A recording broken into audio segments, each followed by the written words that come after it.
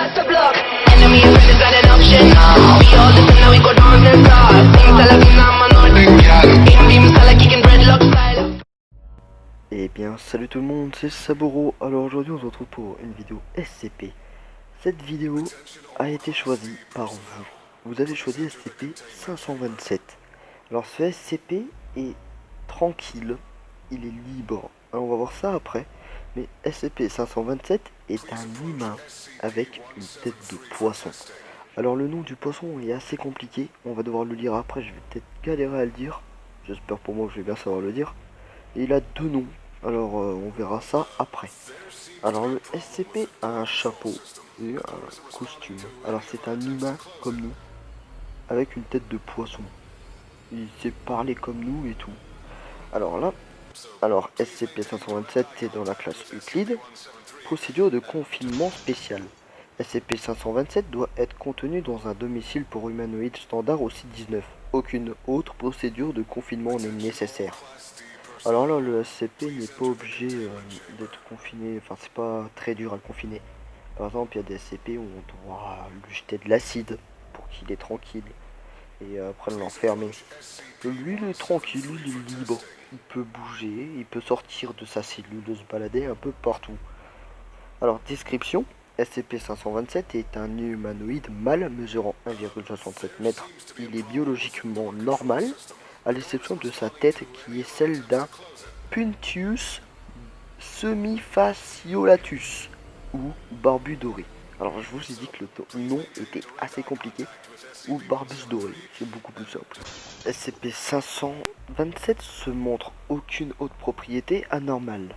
La tête de SCP-527 fonctionne de la même manière qu'une tête humaine normale. SCP-527 est capable de communiquer comme un humain typique. Alors il est comme nous, il parle juste qu'il a une tête de poisson en fait. Le tatouage M Monsieur Poisson, des petits monsieur, par Dr Wondertellement, apparaît sur le bas de son pied gauche. Alors on peut dire qu'il a des petits poissons sur le pied gauche, en bas du pied gauche. En bas du pied gauche, je sais pas vraiment comment on peut dire en bas du pied gauche sur le pied et en bas. Alors découverte, SCP-527 a été découvert à Boston par des agents de la Fondation et a été déplacé au site 19 en 2004. Boston et pas Boston. Alors Boston, ça se situe en Amérique. Une fois découvert, le SCP va se faire interviewer par des docteurs, par un docteur spécialement, qui est docteur Baker. Alors là, nous allons voir un peu ce qu'ils vont dire. Alors je vais faire les deux voix parce que j'ai personne qui peut faire une autre personne qui peut faire le SCP. Alors, docteur Baker, merci pour votre coopération jusqu'à présent, SCP-527.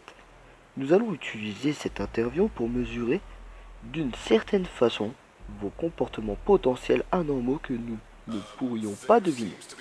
D'accord. Pour commencer, êtes-vous capable de respirer sous l'eau? Non. Êtes-vous capable de communiquer avec les autres poissons ou avec les autres formes de vie aquatiques? Non. Je vois. Quand avez-vous découvert pour la première fois votre condition? Avez-vous par hasard déjà été attaqué ou mordu par un autre poisson que vous n'avez jamais vu ou vécu l'expérience de la rencontre d'une forme de vie aquatique divine ou quelque chose du genre? Non. Bien. Alors vous êtes comme ça depuis votre naissance? Ouais. D'accord. Connaissez-vous n'importe quel autre trait anormal que vous pourriez exposer? Pas vraiment. Comme je l'ai dit à l'optype, c'est tout ce qu'il y a. Vous lui demanderez. Mensonge, rayures, chaud, douceur. Ils sont en tous les bons trucs. Je suis le gars avec une tête de poisson. Avez-vous une idée pourquoi votre créateur vous a façonné de cette manière? Putain, si je savais. Fin de l'enregistrement. Alors vous avez vu un peu que le SCP ne peut pas parler dans l'eau. Et comme c'est un humain en fait, juste avec une tête de poisson, et il a été créé par quelqu'un qui on ne sait pas, parce que le SCP dit putain si je savais. Cela signifie que s'il savait il le tuerait, ou je ne sais quoi. On ne peut pas savoir car il n'y a pas de suite après cela. Bon, moi je vais vous laisser à choisir entre deux SCP. Alors, ces SCP sont spéciales comme tout le monde. Parce qu'à chaque fois, chaque SCP est spécial, mais sauf que eux, c'est pas parce qu'il y en a un qui fait plus peur que l'autre qu'il est plus intéressant. Sachez ça. Alors aujourd'hui, nous allons voir SCP-106. Alors vous voyez qu'il fait bien bader. Et SCP-173 qui fait moins bader, mais est aussi plus dangereux que 106. Alors je vous laisse choisir.